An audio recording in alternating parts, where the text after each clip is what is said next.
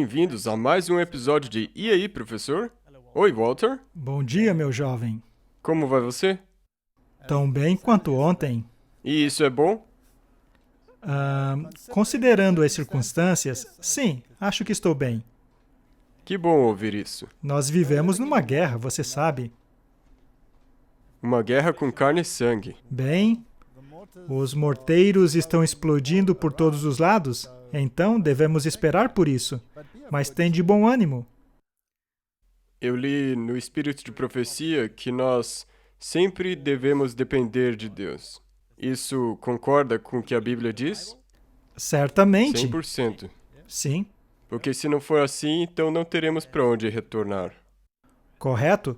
Hoje será um programa sobre perguntas e Nós respostas. vamos falar de alguns assuntos interessantes. Mas nós precisaremos do Espírito Santo para nos ajudar. Vamos orar. Nosso Pai Celeste, nós te agradecemos por nos reunir mais uma vez.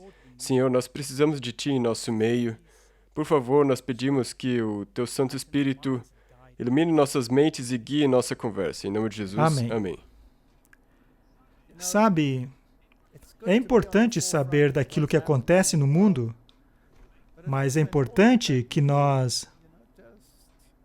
é importante que tomemos algum tempo para responder as perguntas. Há questões sérias lá fora, o que causa uma grande confusão e dúvidas que precisam de esclarecimento. Então, acho importante que façamos esse tipo de programa Com eventualmente. certeza. Como você disse, especialmente essas coisas que foram mal entendidas. E a nossa primeira pergunta é talvez uma das coisas que mais é mal entendida. E é sobre o quê? É Walter White um maçom? É verdade que tem gente que pergunta isso? Na verdade, tem pessoas que não somente fazem essa pergunta, mas que dizem que é assim. Entendo. Bem, algum tempo atrás, havia um site que dizia que eu era um jesuíta, e há pessoas que dizem que eu sou maçom, porque, eventualmente, você sabe, eu uso muito minhas mãos para falar e às vezes acham que eu fiz algum tipo de sinal e acabam concluindo que sou maçom. A verdade é que não sou maçom. Eu já tive contato com pessoas que se afiliavam a sociedades secretas, mas, graças a Deus, o Senhor me livrou deste caminho. Nunca fiz parte de alguma fraternidade, eu nunca quis ser parte de uma e nunca fiz parte de uma. Já houve ocasiões em minha carreira em que tive a chance de fazer parte de alguma sociedade. Elas até me ajudariam a ter mais influência, mas eu as rejeitei a vida inteira. Nunca quis me envolver. Eu sentia que havia alguma coisa nelas que não eram moralmente aceitáveis para mim.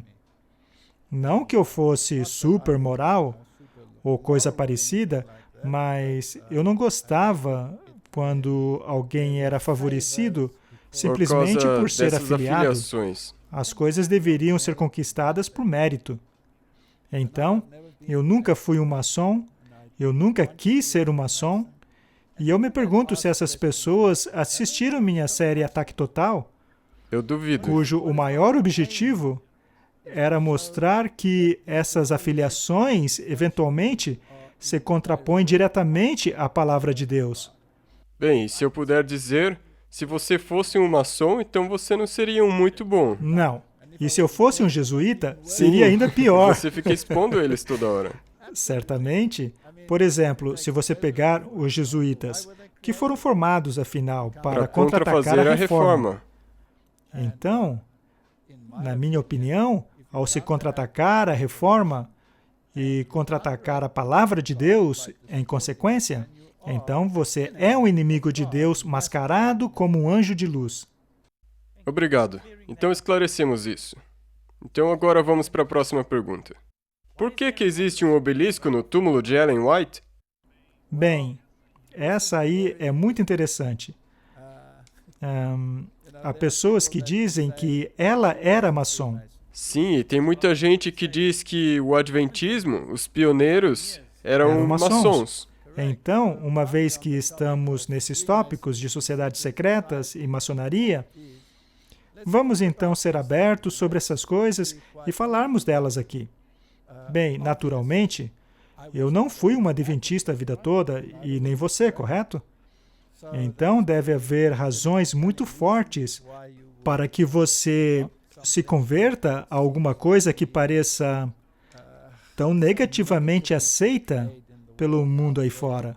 Há tanta coisa ruim escrita a respeito dos adventistas que você realmente precisa estudar a sua história, a fim de se ter certeza de quem são.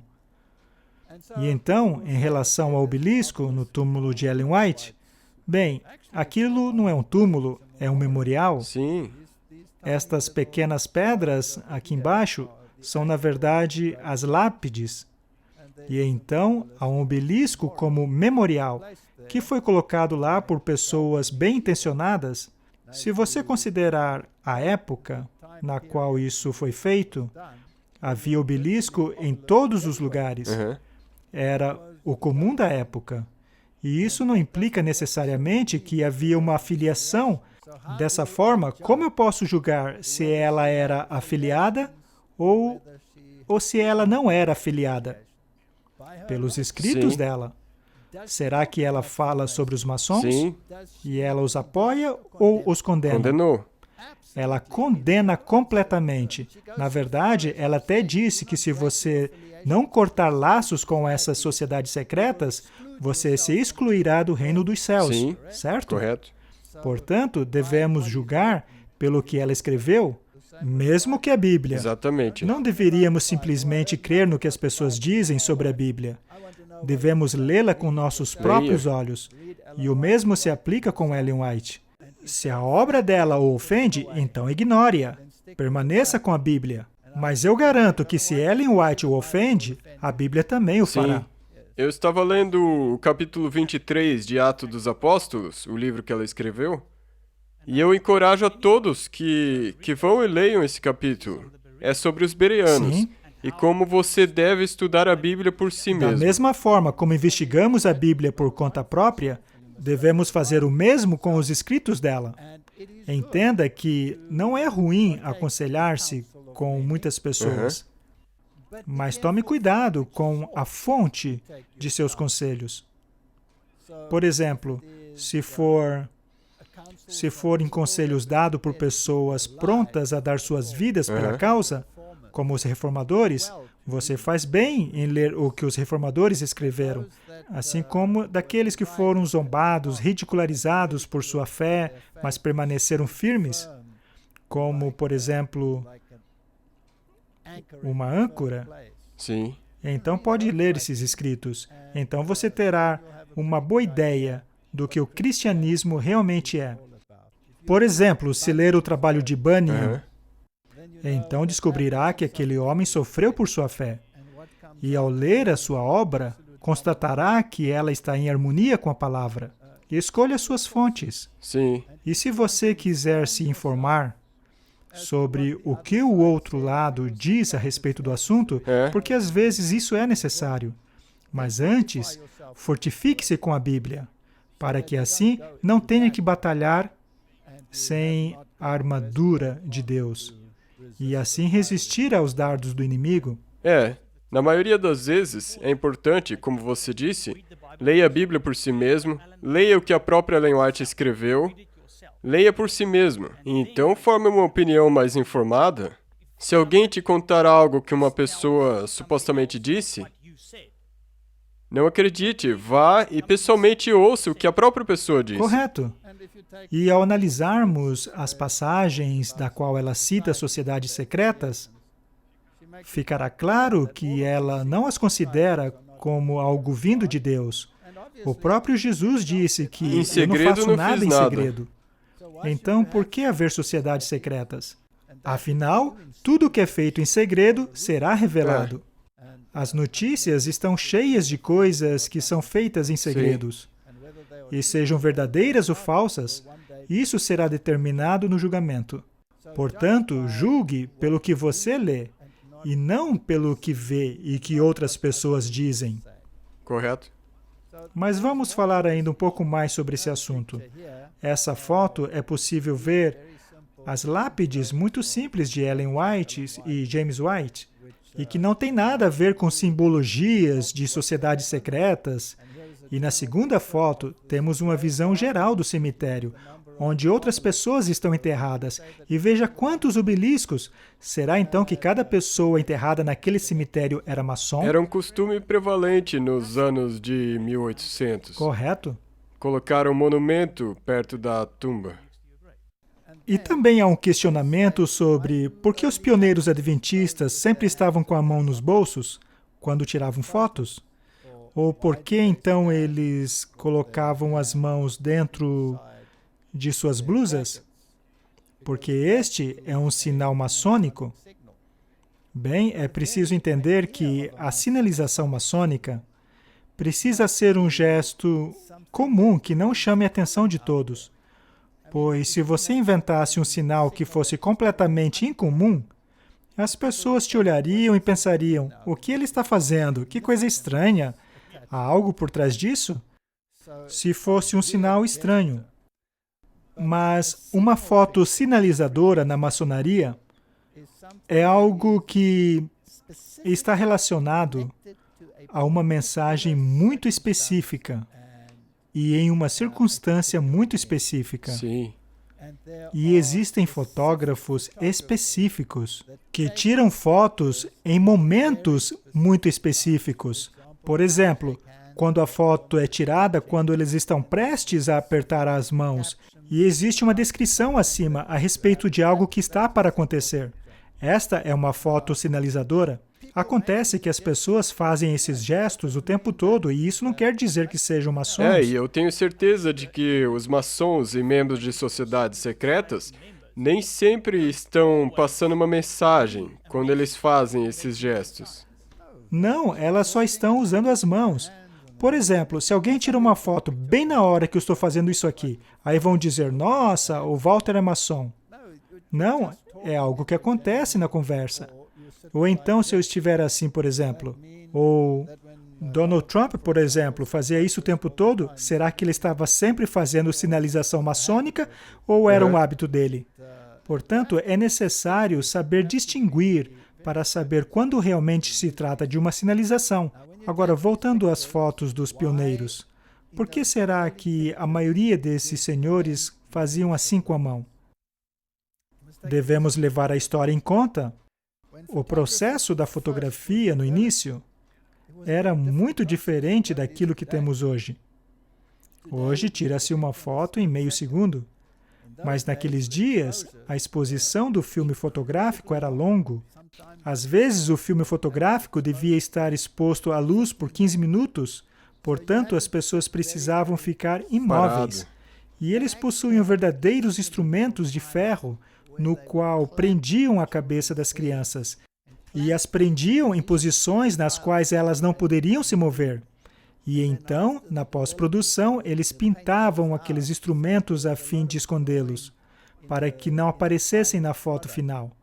Portanto, era comum que os antigos fotógrafos pedissem às pessoas que ficassem imóveis em uma pose específica, pediam que se apoiassem em alguma coisa, ou então que a mão ficasse presa ao peito, para que não se movesse, e então parado por 15 minutos. E porque as crianças não conseguiam fazer isso, eles prendiam elas. Imagina só aquela É cena. por isso que ninguém sorria nessas fotos. Tirar foto não era divertido. E finalmente as coisas evoluíram, e essas coisas não eram mais necessárias, pois o processo evoluiu. Portanto, é necessário levar-se em conta o contexto histórico. Portanto, não é justo que alguém veja essas fotos antigas e queira relacionar todo mundo com sociedades secretas, quando aquelas poses, na verdade, eram muito comuns. Então, calma lá. Não se empolgue, estude a história e julgue as pessoas pelo que elas escreveram, e não por uma foto ali, outra aqui. Por que você prega constantemente sobre a lei? A questão da lei é muito séria. Ao se considerar as igrejas pelo mundo, o conflito sobre qual é o papel da lei, é algo fenomenal. Você mesmo vem de um passado carismático, não é? Sim. E a lei era um problema? Eles usavam Romanos para nos dizer que a lei não se aplicava ao Novo Testamento. Muito bem, então não há lei, certo? Não, só a lei do amor que Jesus pregou, as duas leis, ame seu próximo e ame a Deus. E a lei de Deus depende do amor. Sim. Mas deixa para lá, enfim. As pessoas reclamam que eu falo de lei o tempo todo. Fale sobre o amor de Jesus, não fale de lei. Sabe, eu acho que devemos gastar algum tempo nisso, pois esse assunto é muito confuso para algumas pessoas. Então, por que nós pregamos constantemente sobre a lei? Gálatas 3:24 diz, de maneira que a lei nos serviu de tutor, a fim de nos trazer para Cristo, para que pudéssemos ser justificados pela fé. Portanto, a lei é como nosso professor. Isso quer dizer que ela tem um papel muito importante. Quando vamos à escola, é para aprender, não é? Sim. E o que é que a lei nos ensina? Ensina que precisamos de Cristo. Portanto, a lei tem um papel muito importante. Aliás, se não fosse pela lei, não precisaríamos de Cristo. Aham. É. E se não fosse pela lei, Cristo nem precisaria ter morrido. Sim, correto? Vamos dar uma olhada nisso. Você disse que eles usam Romanos, não é? Sim. Para dizer que você não precisa guardar a lei. Bem, vamos a Romanos. Sabe, Martin, até Pedro reconhece que Paulo escreveu de um jeito que é difícil de entender. Sabe, eu me divirto quando vejo esses filmes modernos descrevendo personagens bíblicos. Eles normalmente se parecem com homens das cavernas, não é? E são descritos como esses retrógrados. Só que, ao mesmo tempo, são tão cultos que temos dificuldade em entendê-los, não é? E Pedro disse que as pessoas distorciam os escritos de Paulo para sua própria destruição, portanto, temos que ser muito cautelosos ao ler os escritos de Paulo, porque ele usa estilos muito interessantes e personificações. Aham. Ele personifica coisas. E você tem que seguir o seu argumento da causa ao efeito, Sim. a fim de compreender o que ele está dizendo. Pois se você tirar um verso de seu contexto, você então terá problemas. Ele é um homem tão culto que às vezes ele cita outras pessoas. E se você tem que saber que ele está citando outras pessoas, senão você pode pegar aquele texto e achar que Paulo Correto, falou ele cita aquilo. ditados e dizeres de filósofos para então reprová-los. Sim. E caso você não entenda que ele os está reprovando, pode pensar então que ele está concordando com eles. Especialmente se você for ao modo bereano. Quando ele foi a Atenas, ele falou, na verdade ele usou algum dos provérbios que os sábios usavam. Correto. E o que pode te confundir muito se você não souber o que ele está Muito dizendo. bem, vamos para Romanos 3. O verso de início é: que vantagem, pois, tem o judeu? Ou que vantagem da circuncisão? A questão é, essas coisas não haviam acabado? Sendo assim, que vantagem há em ser judeu? Que vantagem há em conhecer o sistema sacrificial, a lei cerimonial, os rituais? Qual é a vantagem de tudo isso se já haviam acabado? Essa é a questão. Qual seria a vantagem de ser judeu? Ou qual seria a vantagem da circuncisão? E a resposta dele é muita. Ok. Não era algo para ser varrido do mapa e esquecido? Havia uma grande vantagem, primeiramente porque os oráculos de Deus haviam sido dados aos judeus. Os judeus receberam os oráculos de Deus, o que inclui a lei. Sim. E, portanto, haviam vantagens, Sim. de acordo com Paulo, Uhum. e não um demérito. Deus nunca cometeu um erro ao dar a lei. Correto? Porque alguns não creram, deveriam então a descrença deles invalidar a fé de Deus? De maneira nenhuma, Deus seja sempre verdadeiro e todo homem mentiroso, como está escrito, para que seja justificado em suas palavras, e venças quando fores julgado. Portanto, temos elementos de julgamento aqui. E qual seria a norma do julgamento? Bem, certamente são os oráculos de Deus. Correto? E se nossa injustiça for causa da justiça de Deus, o que diremos? Porventura Deus será injusto, trazendo ira sobre nós? Aqui eu falo como homem. Qual é a situação, então? Somos justos ou injustos? Injustos. Injustos. E caso Deus diga que somos injustos, ele é mentiroso? Não. Você só diria tal coisa se você fosse Satanás? Porque Deus é justo, verdadeiro, e deu aos judeus os seus oráculos, e disse que somos pecadores. E é isso que nós somos, gostemos ou não. Portanto, ele diz, de maneira alguma, de outro modo, como julgará Deus o mundo? Essa é uma pergunta muito importante. Se você for julgar o mundo, então deve haver uma norma para o julgamento. Exatamente. Ele quer estabelecer uma premissa aqui. Estaria ele negando as coisas judaicas? Não, na verdade ele exaltou-a. Aham, muito bem. Mas se pela minha mentira abundou mais a verdade de Deus para a glória dele, por que eu sou então julgado como um pecador? Ele usa aqui um contraste personificado. O que ele quer dizer é que a vida dele, na verdade, é uma mentira e que Deus é absolutamente justo. Sou julgado como pecador, pois é isso que sou. Minha condição é de pecador. Deus diz a verdade.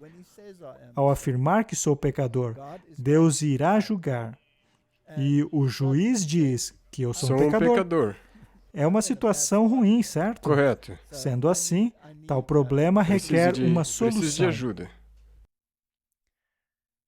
Ora, por que não dizer, como alguns caluniosamente afirmam que dizemos, façamos males para que venham bens.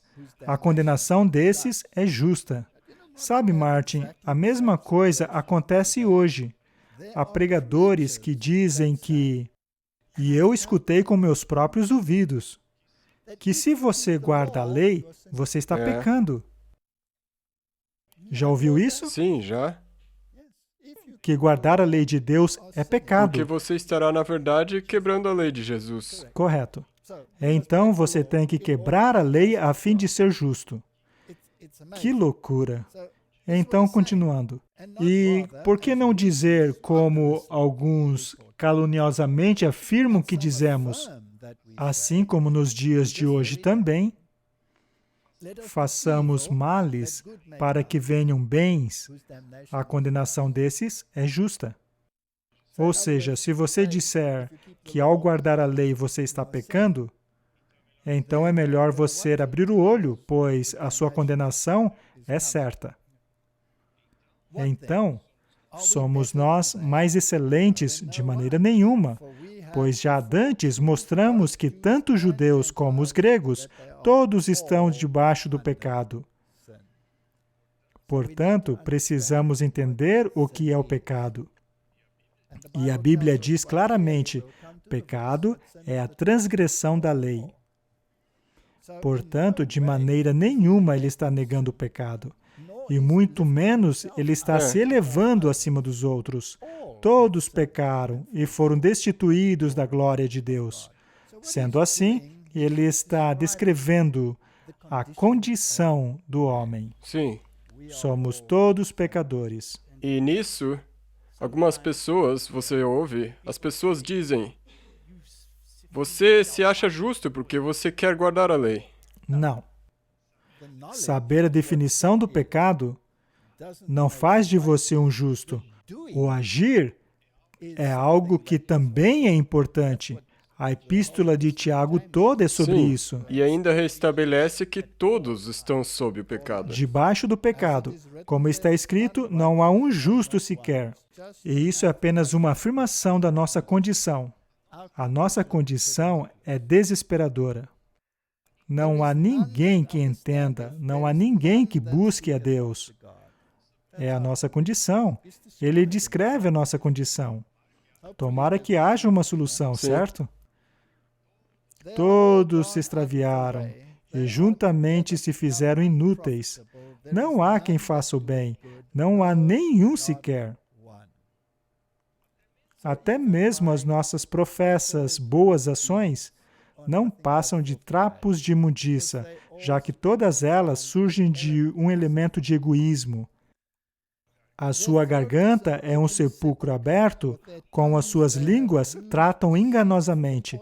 Peçonha de áspide está em seus lábios, cuja boca está cheio de maldição e amargura. Seus pés são ligeiros para derramar sangue, em seus caminhos há destruição e miséria. Não conheceram o caminho da paz. Essa é uma descrição da minha condição. Não é muito bonita. Não. E é interessante que no 17 ele diz, e não conheceram o caminho da paz. E se for ao Salmo 119, é dito, grande paz tem aqueles que amam a sua lei. Portanto, estes não conhecem o caminho da paz porque não conhecem a lei. Agora, seria a lei paz? Não, mas apenas um tutor que me faz entender que preciso de ajuda, uma vez que minha condição está descrita aqui. O que inclui o próprio Paulo, Correto? pois ele se inclui Sim. nisto. É uma condição triste. Não há temor de Deus diante de seus olhos. Ora, nós sabemos que tudo o que a lei diz, aos que estão debaixo da lei o diz. O que Paulo quer dizer com debaixo da lei? Quer dizer debaixo da condenação da lei. Ele só está descrevendo isso. Somos Correto. todos pecadores. E o que fazemos ou dizemos é como sepulcro aberto, cheio de ossos. Cheio de ossos. Nossa condição é muito ruim. Que toda boca seja fechada e todo mundo seja condenado diante de Deus. É a nossa Do condição. mundo inteiro. Nem fale de sua justiça, nem de quão maravilhoso você é. As suas boas ações também não importam. Somos todos pecadores. Estamos todos condenados à morte. Sim. Sepulcros abertos. Esta é a nossa condição. Agora, no próximo verso, o 20, bem, na minha Bíblia, como já mencionei antes, cada novo parágrafo começa com uma letra em negrito. Vocês podem ver na minha Bíblia aqui que o verso 20 começa em negrito, pois agora passará a discutir essa questão. Por isso, nenhuma carne será justificada diante dele pelas obras da lei, porque pela lei vem o conhecimento do pecado. Então não há nada que eu possa fazer para me salvar. A lei não pode me salvar. Minhas boas ações não podem me salvar. Pela lei vem o conhecimento do pecado. A lei serve apenas para me dizer o que é certo e o que é errado. E o pecado é a transgressão da lei. Quando eu olho para a lei, eu vejo a mim mesmo como um pecador, que foi descrito Sim. aqui. Mas onde está a solução? E a lei, segundo ele, ao me revelar que eu tenho um grande problema, Aham. acaba me levando a Cristo. Uhum. Então, quando eu olho a lei, como se estivesse olhando para um espelho, eu digo, ops, tem um problema. Mas então, eu olho para Cristo. E nele está a solução. E não naquilo que eu possa fazer. Porque um homem morto não pode levantar-se. Será que um homem morto pode amarrar os próprios sapatos? Não, ele está morto. Poderia um homem morto tornar-se vivo? Não. Não.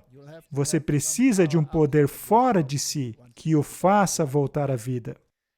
Então, qual é o papel da lei? Ela me diz o que é pecado. Mas agora se manifestou sem a lei a justiça de Deus, tendo o testemunho da lei e dos profetas. A lei e os profetas quer dizer a Bíblia toda. Ok?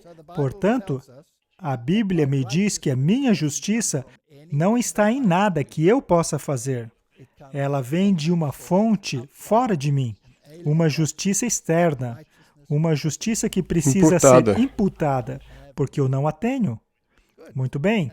A lei e os profetas, em outras palavras, a Bíblia, testifica sobre isso. E de onde vem essa justiça? Ele diz, isto é a justiça de Deus, pela fé em Jesus Cristo, para todos e sobre todos os que creem, porque não há diferença. A única maneira de se obter essa justiça é pela fé em Cristo. E então ele reitera no verso 23, porque todos pecaram e destituídos estão da glória de Deus. A lei me diz o que é certo e errado, e me condena à morte. Eu não tenho solução em mim mesmo, eu não posso me salvar, nem mesmo as melhores das minhas ações podem livrar-me da minha condenação. Eu sou um sepulcro aberto. Meu caminho é o caminho da destruição. Mas a lei, como doutor, me conduz a Cristo, pois a solução está nele. É Ele que me imputa a justiça, porque somos todos pecadores destituídos da glória de Deus. E como ser justificado? No verso 24, sendo justificado gratuitamente pela sua graça, pela redenção que há em Cristo Jesus. É um presente. De graça. De graça. E é em Cristo. E não em qualquer outro lugar. Verso 25. Ao qual Deus propôs para a propiciação pela fé no seu sangue, para demonstrar a sua justiça, pela remissão dos pecados antes cometidos, sobre a paciência de Deus. É um presente de Deus. É através da justiça dele. É através da fé em seu sangue. E é aí que entra o protestantismo, pois o catolicismo nega esse fato, pois diz, não pela fé, mas pelas suas obras. Mas não, somos salvos pelo sangue do Cordeiro, e não por causa de nenhuma justiça que haja em nós, ao qual Deus propôs para propiciação pela fé no seu sangue. Essa é a solução. Para demonstrar a sua justiça pela remissão dos pecados antes cometidos, sobre a paciência de Deus. É Deus quem é bom, não eu. É Ele que limpa os meus pecados. É Ele que me concede justiça que não está dentro de mim. É um presente. Sim, e é Ele que te habilita a ter o arrependimento. Correto? Para demonstração da sua justiça. Neste tempo presente, para que Ele seja justo e justificador daquele que tem fé em Jesus. A salvação é pela fé no sacrifício redentor de Cristo. Portanto, é Ele que não apenas justifica, mas santifica. E o motivo para orgulhar-se é excluído. E por qual lei? Das obras? Não, mas pela lei da fé. Então, como eu sou salvo? Pela fé, ok? Pelas obras? Não. Eu sou salvo pela fé, Sim. no sangue de Jesus. Portanto, concluímos que o homem é justificado pela fé sem as obras da lei.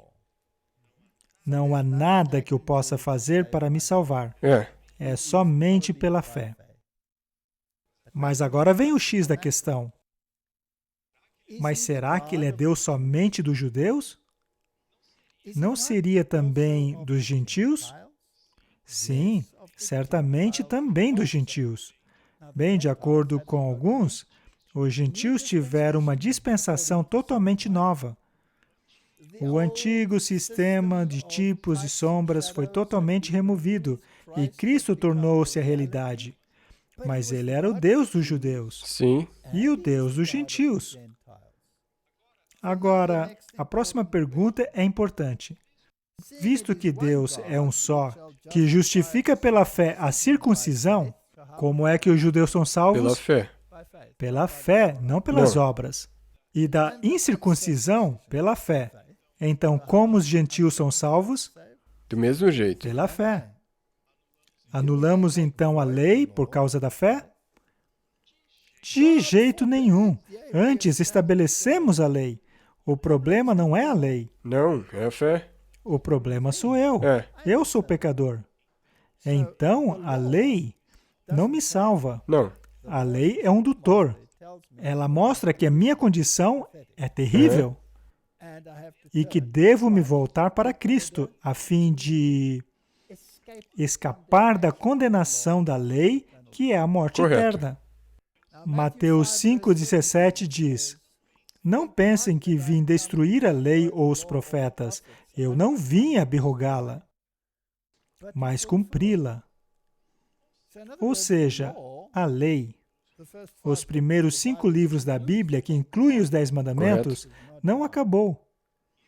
E a lei cerimonial, na verdade, não foi abolida. Ela foi cumprida Sim, em em Cristo. Cristo. Portanto, o plano da salvação é o mesmo. De volta à questão da lei. Se não existe mais lei, então qual seria a situação? Permita-me ler algo interessante. Romanos 4,15. Porque a lei opera a ira. Porque onde não há lei, também não há transgressão. Sem lei, não há transgressão. 1 João 3,4, qualquer um que comete pecado também comete iniquidade, Aham. porque o pecado é a transgressão da lei. Vamos trabalhar nesses 2 versos. Aham. Agora começa a ficar É. interessante. Portanto, a definição de pecado é a transgressão da lei, mas esse verso aqui, Romanos 4,15, diz que onde não há lei, não há transgressão. Adão e Eva transgrediram? Sim. E o que foi que eles transgrediram? Bem, tem que ter sido a lei. Devem ter transgredido a lei, porque se não há lei, portanto não há transgressão. Uma vez que pecado é a transgressão da lei. É, pecado. Então Adão e Eva pecaram, Sim. transgrediram a lei. Sim. E qual foi o resultado? Foram condenados à morte. Correto. Mas o Salvador lhes foi prometido. Certo? A semente da mulher que esmagaria a cabeça da Sim. serpente, e passaram a aguardar a sua vinda. Portanto, se não há lei, não há transgressão. Agora, porque houve uma transgressão, passou a haver uma necessidade de um Salvador. Correto? Correto. Mas será que Deus não poderia ter dito: a lei é um problema? Então vamos nos livrar da lei. Ele poderia ter feito isso? Sim, Ele ele poderia é Deus, ter ele feito pode fazer assim. qualquer coisa. Nesse caso, não haveria mais Exato. transgressão. E nesse caso, precisaríamos de um Não. Salvador? Não precisaríamos. E o que aconteceria?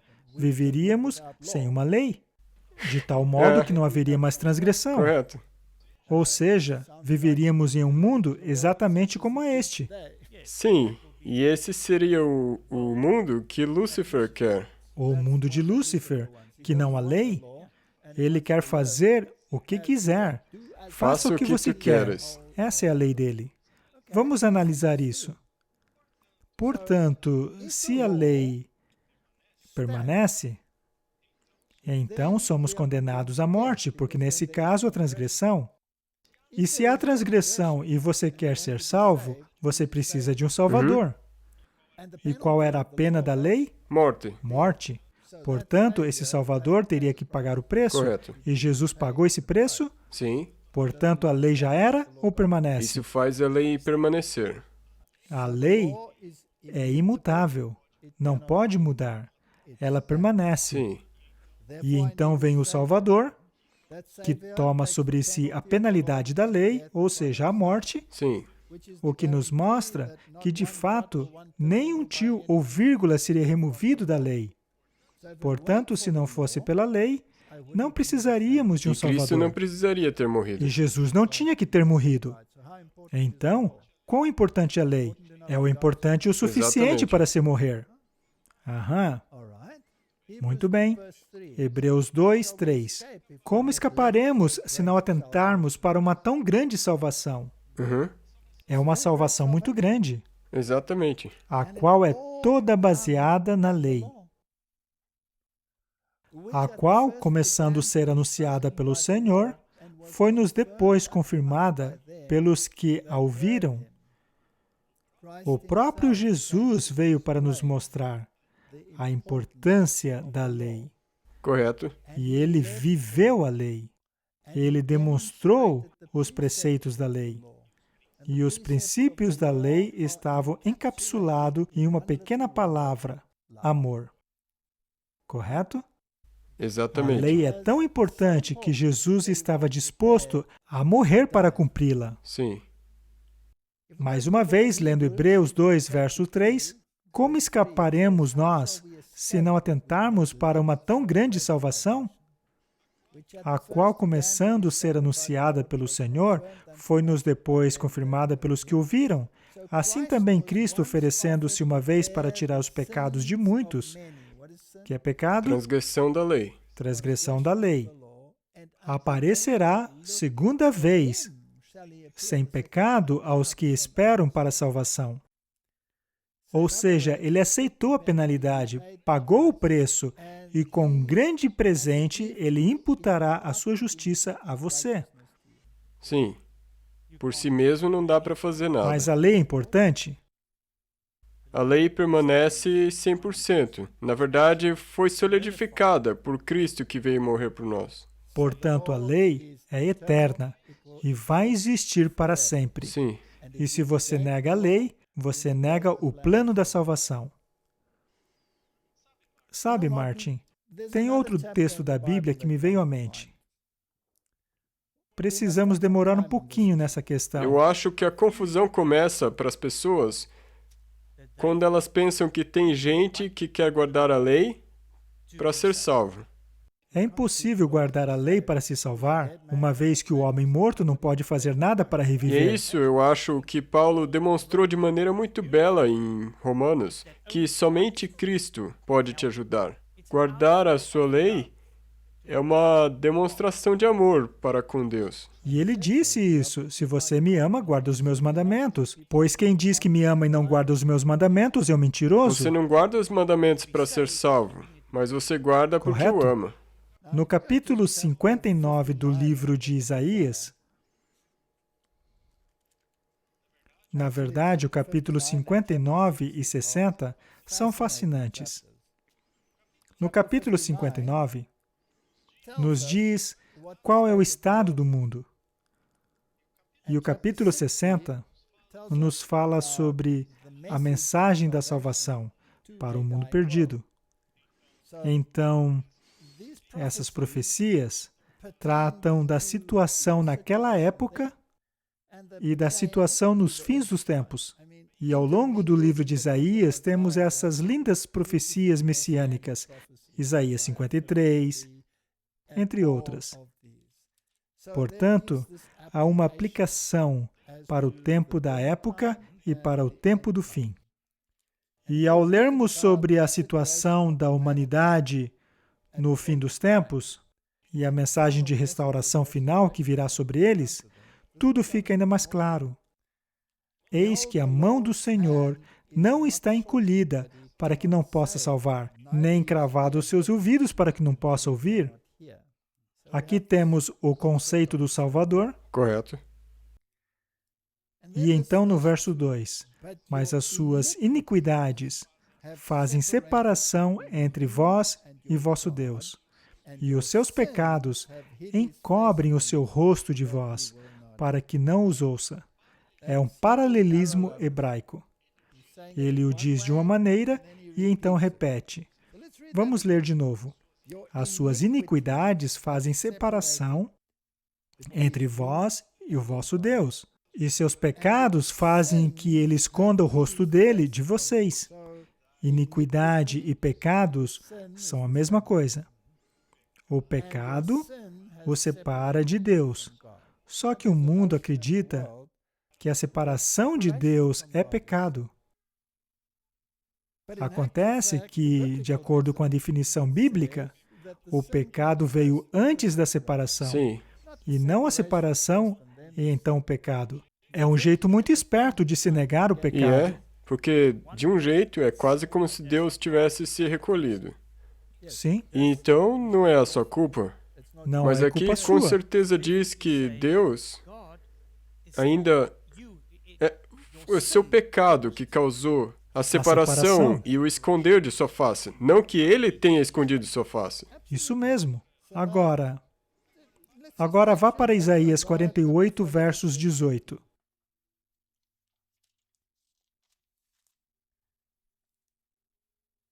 Lá diz, ah, se tivesses dado ouvido aos meus mandamentos, então seria a tua paz como um rio e a tua justiça como as ondas do mar. Estariam os mandamentos de alguma forma conectados à questão da salvação? Sim. É claro que sim. Muito bem, então, vamos dar uma olhada. O capítulo 59, verso 2, diz que nossas iniquidades nos separam de Deus e nossos pecados fazem com que Ele vire o rosto de nós, para não nos ouvir. E o que acabamos de ler? Ah, se tivessem ouvido os meus mandamentos, então a tua paz seria como um rio. Grande paz tem aqueles que dão ouvidos à sua lei, É.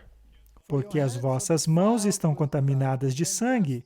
Assim como Paulo descreveu a nossa condição, também o profeta Isaías descreve a condição do homem. Ela também é descrita aqui. O verso 3 fala de iniquidade, de mentiras. O verso 4 diz que não há justiça, que não há ninguém que preste atenção à verdade. Diz que falamos mentiras, que concebemos o mal, damos luz à iniquidade. Parece um mundo moderno, não é? Chocam ovos de basiliscos e tecem teias de aranha. O que comer dos ovos dele morrerá, e quebrando-os sairá uma víbora. Veja que é uma linguagem muito poética, que revela a nossa condição. É triste. Verso 8. Não conhecem o caminho da paz, nem da justiça. Sim. Percebe que Paulo praticamente estava citando Exatamente. Isaías? E o verso 11 diz, todos bramamos como ursos e continuamente gememos como pombas, esperando pelo juízo que não há, pela salvação, mas está longe de nós.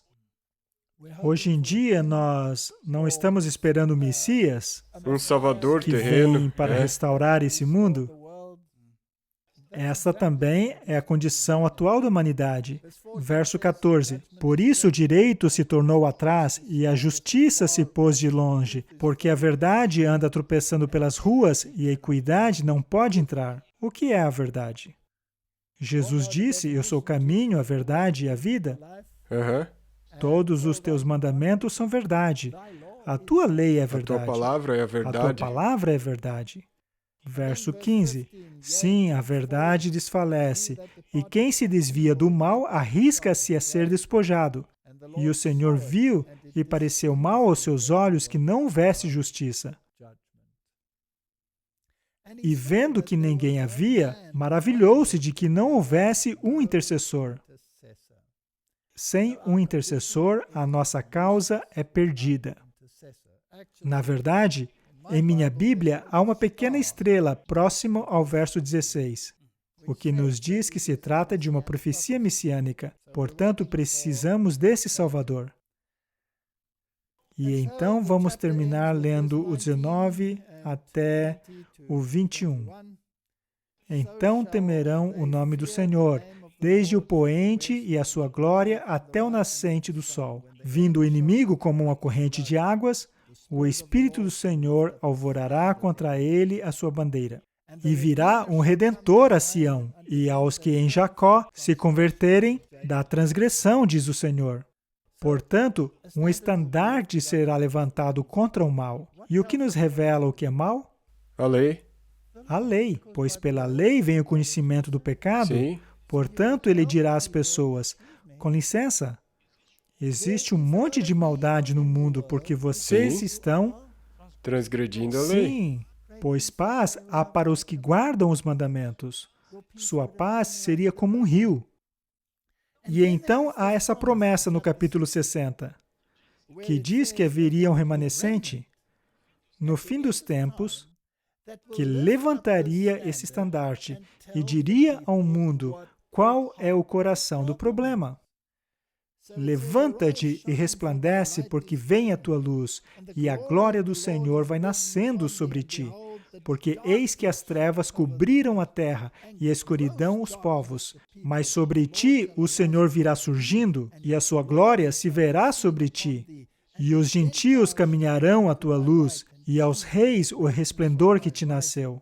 Levanta em redor dos seus olhos e vê, todos esses já se ajuntaram e vêm a ti. Teus filhos virão de longe e as tuas filhas serão criadas ao teu lado.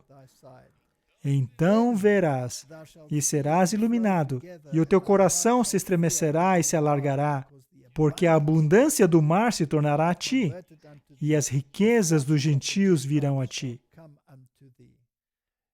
Esta é a mensagem final, que seria levada por um remanescente, e muitas pessoas no mundo responderiam. Verso 10, e os filhos dos estrangeiros edificarão os teus muros, e os teus reis te servirão. 11, e as tuas portas estarão abertas de contínuo, nem de dia nem de noite se fecharão, para que tragam a ti as riquezas dos gentios, e conduzidos com eles os seus reis, porque a nação e o reino que não te servirem perecerão. Sim, essas nações serão de todo assoladas. Há apenas uma solução. Você precisa servir Deus, ou seja, precisa voltar em harmonia à lei dele. Agora, após termos falado sobre esta restauração final, no capítulo 61, somos informados que tudo isso é possível somente em Cristo. Correto. E há essa sessão maravilhosa que o próprio Jesus leu ao anunciar a sua messianidade.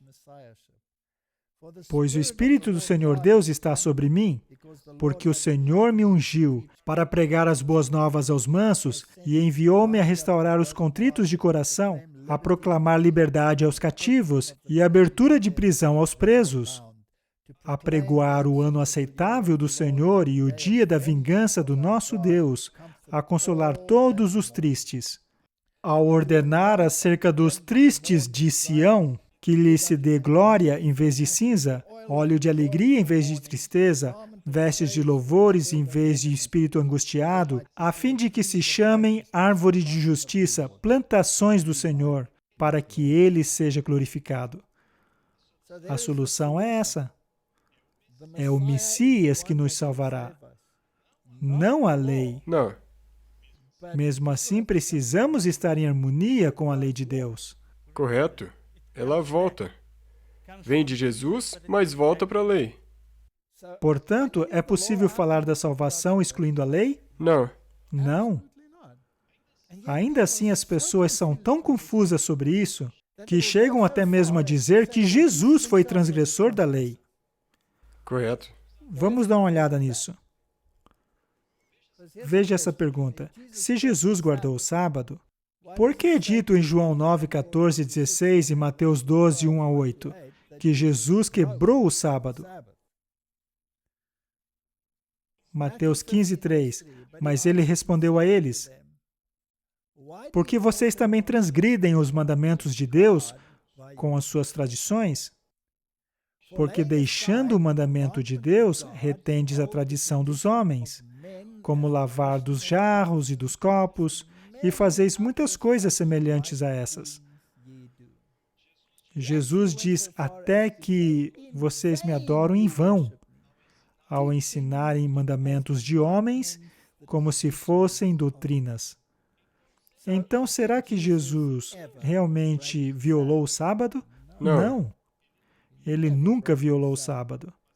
Mas a maneira como Jesus guardava era contrária à tradição deles, pois a tradição deles eram leis inventadas por homens, a fim de aumentar, pensavam eles, as diretrizes de Deus.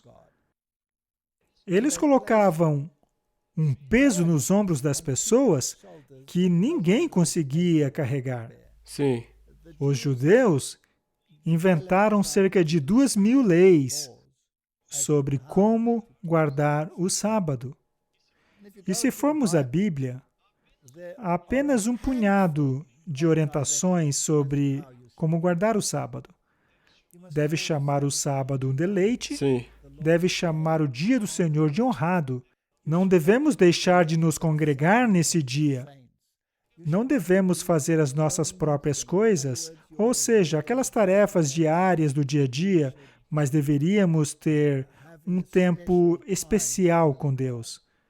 Nós deveríamos fazer o bem no sábado, ajudar as pessoas em seus problemas. Se alguém cai num poço, ou um animal caiu num poço, então vamos ajudá-lo a sair. Devemos fazer o bem no sábado, chamá-lo prazeroso. E então, basicamente, Jesus guardava o sábado de acordo com a diretriz bíblica e ignorou todas aquelas normas, aqueles regulamentos inventados pelos judeus. Jesus quebrou o sábado de acordo com eles, mas não de acordo com Correto. Deus. Então, precisamos entender que a lei nos diz o que o pecado é. E a transgressão da lei é pecado. Mas Jesus era sem pecado. E também é importante voltar ao assunto de como você lê a Bíblia. Porque se você lesse esses versos dessa maneira como eles estão, com o que está escrito ali, então você conclui que Jesus quebrou o sábado, mas não está em harmonia com o resto da Bíblia. E nós não podemos chegar a uma conclusão que, de qualquer forma, contradiz o resto da Bíblia. Vamos ler mais 2 versos, a fim de entender essa questão. Hebreus 4,15. Porque não temos um sumo sacerdote que não possa compadecer-se de nossas fraquezas, porém, como nós, tudo foi tentado, porém, sem pecado. A Bíblia é absolutamente clara ao dizer que Jesus nunca pecou. Ou seja, ele nunca transgrediu a lei. Não importa o que qualquer pregador desse mundo possa dizer. Jesus era totalmente sem pecado. 1 Pedro 1,19 confirma isso. Mas pelo precioso sangue de Cristo, é assim que somos salvos, como de um cordeiro imaculado e incontaminado. Jesus era imaculado Cordeiro de Deus. Ele veio redimir a queda de Adão. Tomou sobre si mesmo a penalidade de uma lei transgredida. A lei não poderia ser anulada, pois foi exatamente por isso que ele precisou pagar o preço. Portanto, a lei é o nosso tutor, que nos ensina sobre nossa condição e nos leva a Cristo.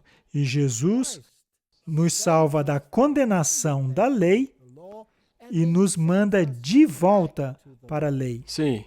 Porque ele disse para aquela mulher que foi pega em adultério: nem eu, tampouco te condeno. Isso é salvação. Sim. Mas vá e não peques mais. Vá e pare de transgredir a lei. Amém. Essa é a importância da lei. E é por isso que nós pregamos sobre Não a se lei. pode pregar salvação sem pregar a lei. Vamos orar. Querido Pai, Há tanta confusão neste mundo. Tanta gente acreditando que o governo de Deus é baseado em norma nenhuma. Qual seria a norma do julgamento? É a lei. E o Senhor tem usado a lei para nos mostrar qual é a nossa condição, assim como nos proveu a solução pela cruz. Ao olharmos para a cruz, podemos entender o conflito entre o bem e o mal, mas também vemos o teu amor manifestado e pelo contemplar, vivemos. Obrigado pela promessa de redenção em Cristo Jesus. Amém. Amém. Obrigado por assistir esse vídeo. Para se inscrever, clique aqui. Clique no sino abaixo para receber notificação. Para assistir o próximo vídeo, clique aqui. Muito obrigado!